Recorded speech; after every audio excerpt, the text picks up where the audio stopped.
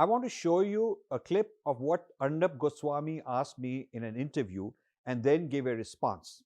Why is Harvard the focus of your book? You've dedicated a huge part of your book to Harvard.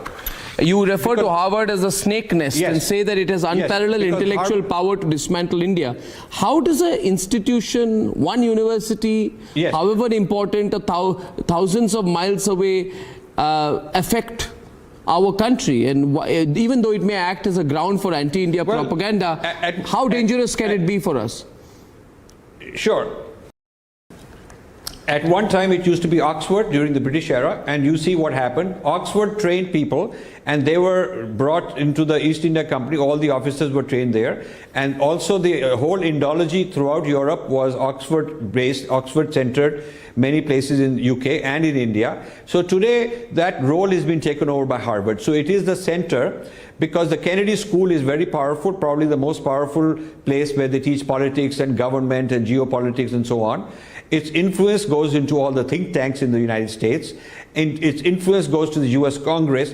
The Democrats are very proud that they are products of Harvard. Most of the top level Republicans are not. They have not much influence on the Republicans, but Harvard has a huge influence on the Democratic Party and all the think tanks from Brookings onwards. So taking on Harvard is a challenge because nobody has done it before. It's a very courageous thing to take them on and invite them to come and debate and discuss and argue. We have invited them and we hope they will accept this invitation. We'd love to come on your show.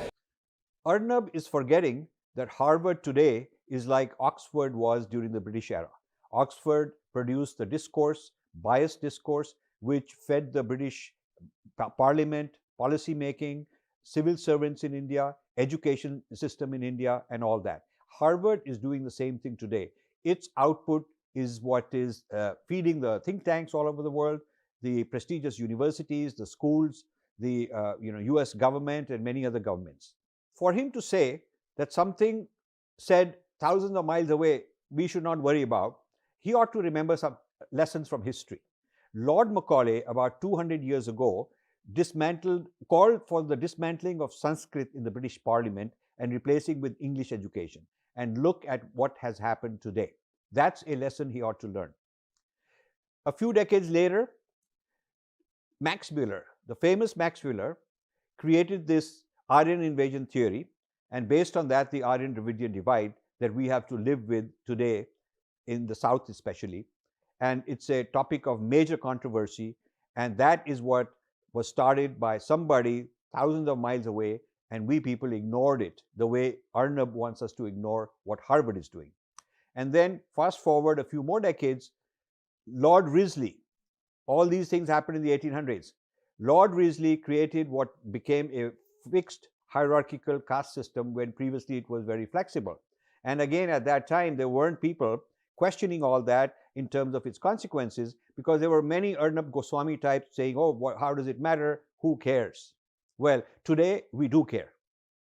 Also in the 1800s, until the 1800s, Sikhi, which is what later became known as Sikhism, but Sikhi, which is what the Sikhs call it, was a panth within the Hindu Dharma. Panth means path. It was one of the paths within the Hindu Dharma. There's plenty of evidence of that. A lot of good Sikh scholars have written about it. So it is in the 1800s that the British decided to distort it and call it a separate religion with the help of some Sikhs themselves, and look at the consequences of that, including the Khalistan movement.